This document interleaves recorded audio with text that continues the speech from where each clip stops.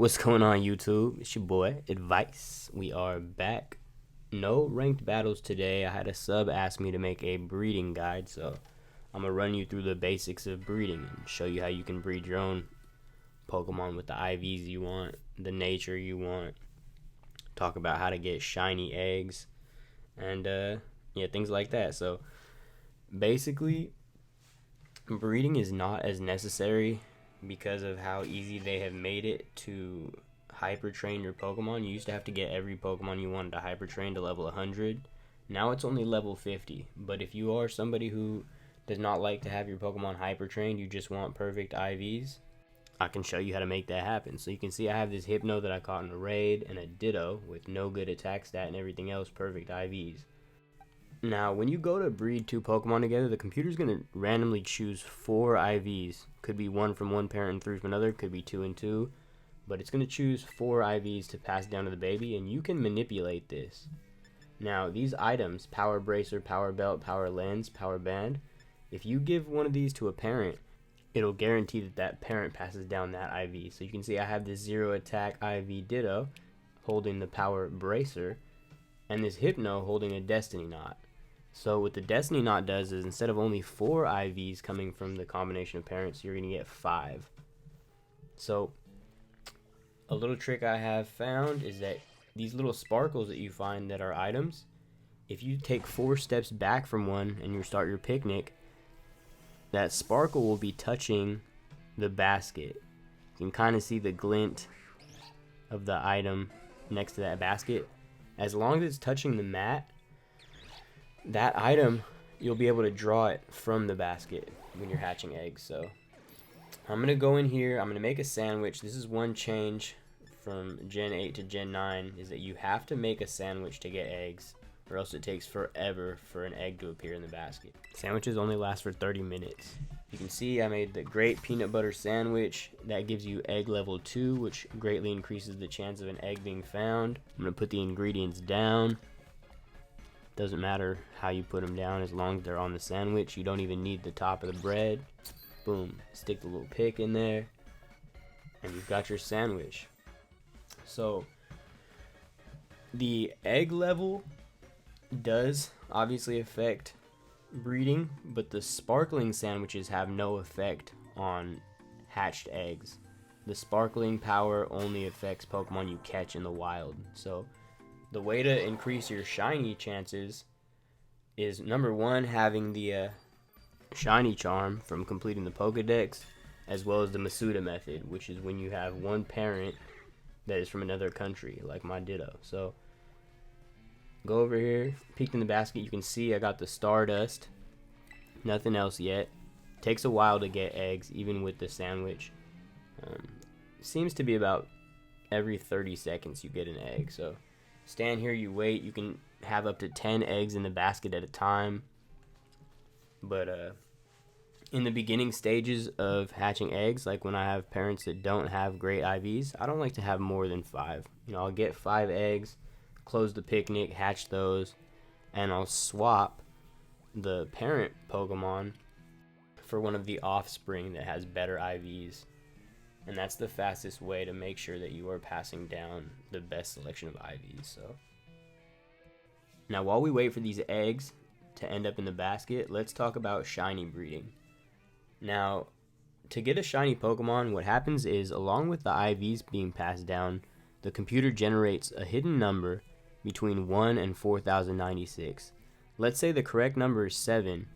If the egg that you pick up out of the basket has that hidden number 7, it will be a shiny egg.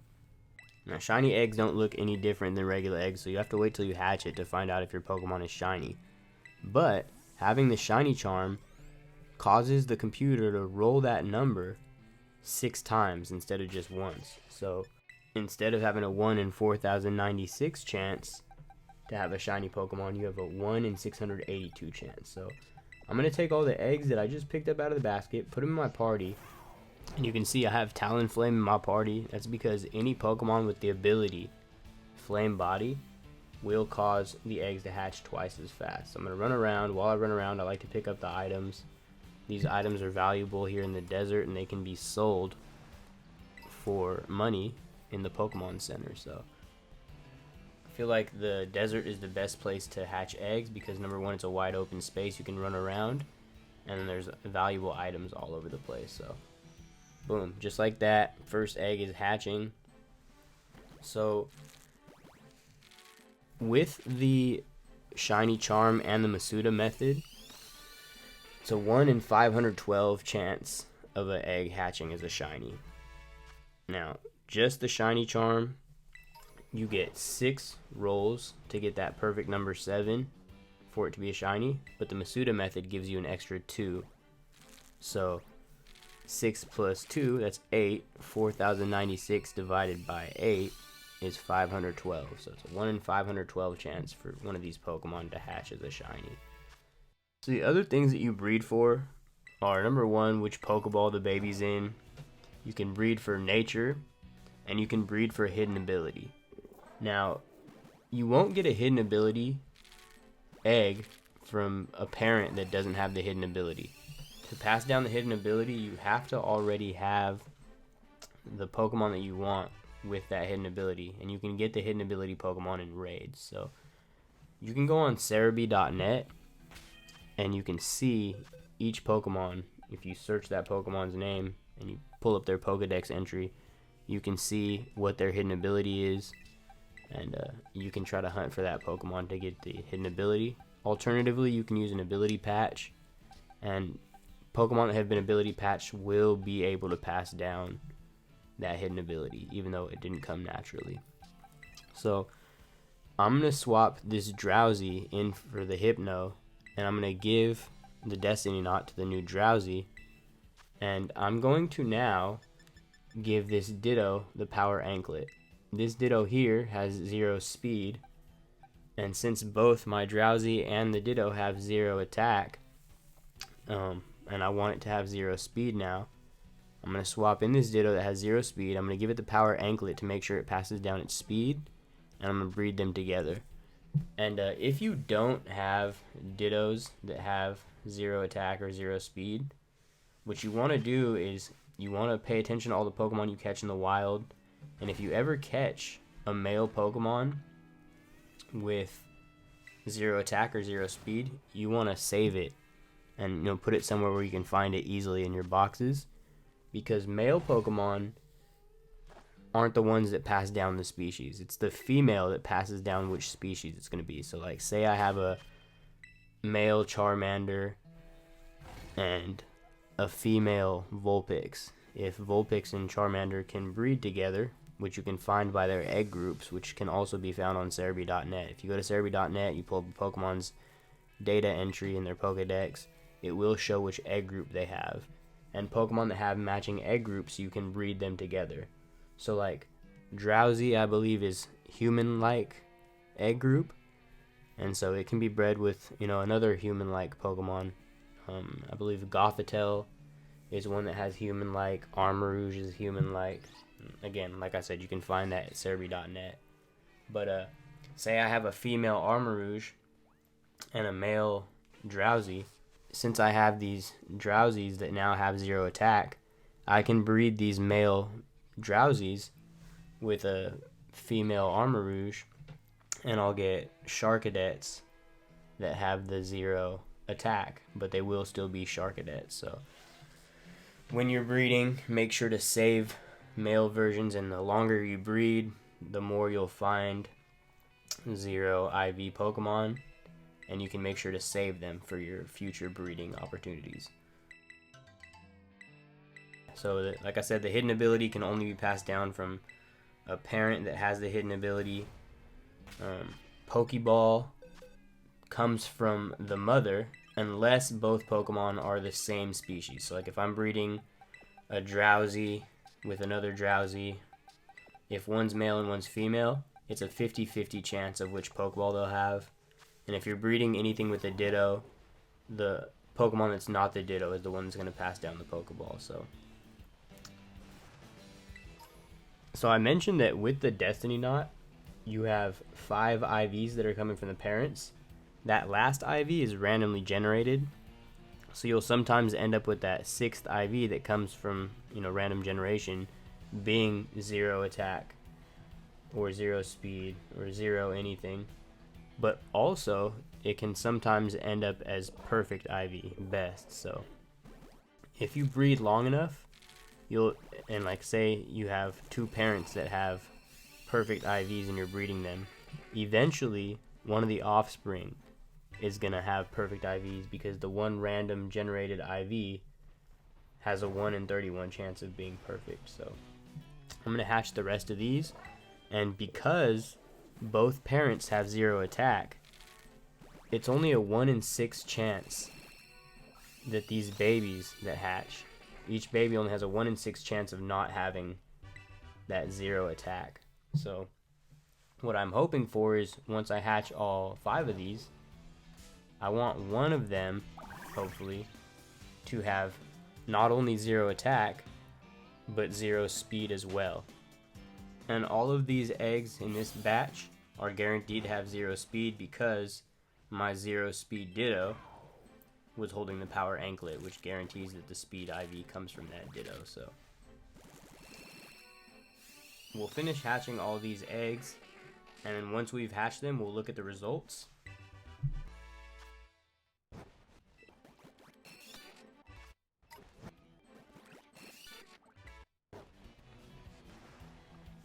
Alright, so we've hatched all 5. We'll go into the boxes to check and see what their IVs are. No good, no good. No good, no good. No good, no good.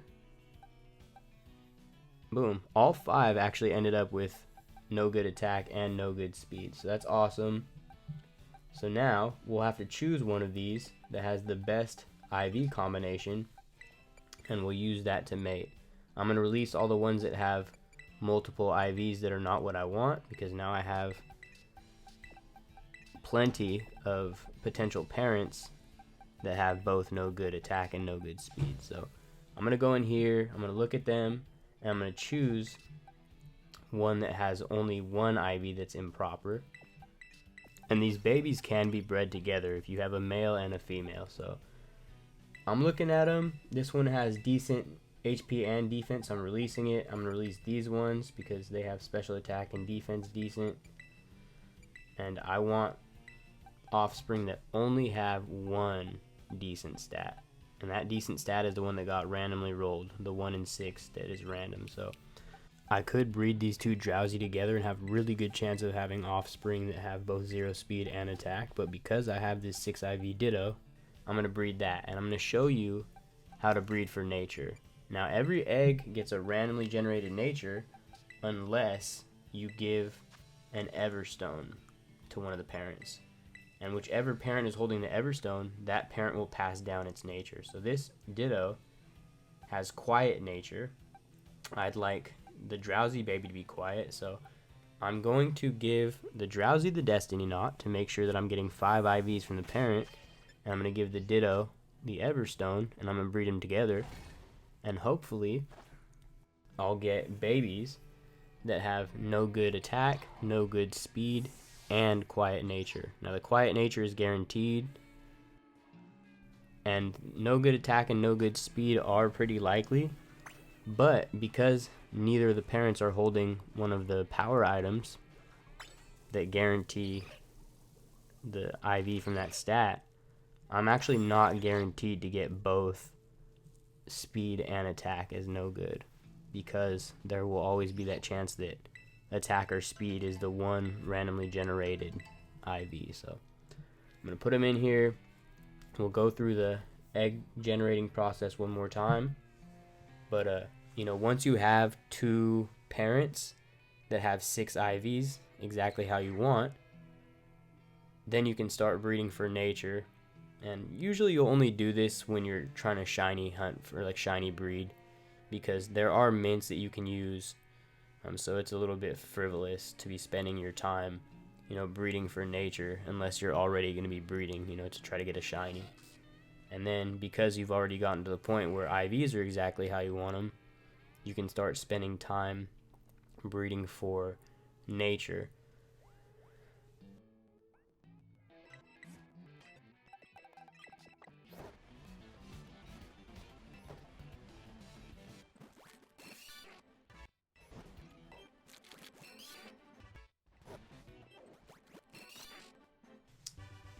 Alright, so we've hatched all 3. They should all have quiet nature. The first one didn't get no good attack, but the last 2 did.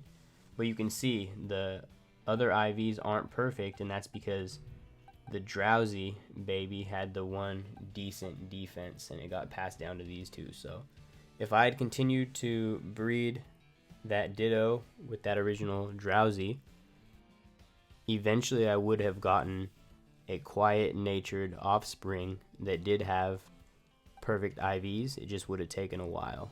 So for the sake of brevity for the video, I will stop it there. But any questions you have about breeding, feel free to ask in the comment section. I will get back to you. Now, before we finish today, I do want to show you how to use Serebii.net to find all that information I was talking about earlier. So I'm going to type in Serebii Drowsy SV, click on the link, and it will bring up Drowsy's Pokedex entry. You can see what shiny Drowsy looks like. Right here we have the base egg steps, which is how many steps it takes to hatch the baby. We have the egg group here, human-like for Drowsy, and there's a little tab here you can click, and that will bring up a list of all the other Pokemon in that same egg group. Some Pokemon do have multiple egg groups. And here we have the abilities, hidden ability on the bottom. Now, if you're trying to breed for hidden abilities, it's best to be breeding with a Ditto. A Ditto and a Pokemon with its hidden ability has a 50% chance to pass the hidden ability down to the offspring. No item necessary. And if you're breeding 2 Pokemon in the same egg group, it has to be the female who has the hidden ability.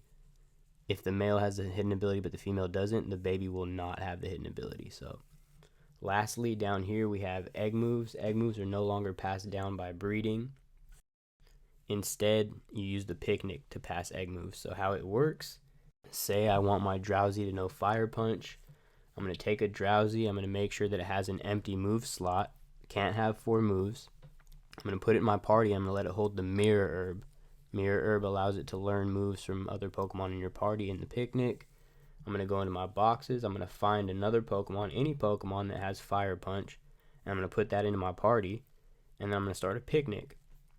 Drowsy will immediately learn Fire Punch from that Pokemon. You can close the picnic and voila. Drowsy now knows Fire Punch. Boom. So that's all. Like I said, any questions, feel free to ask in the comment section. I'll make sure to get back to you. And if you're still here, I'd greatly appreciate it if you clicked like and subscribe to show your support. Appreciate your time. Thank you for watching, and we will catch you on the next one. Peace.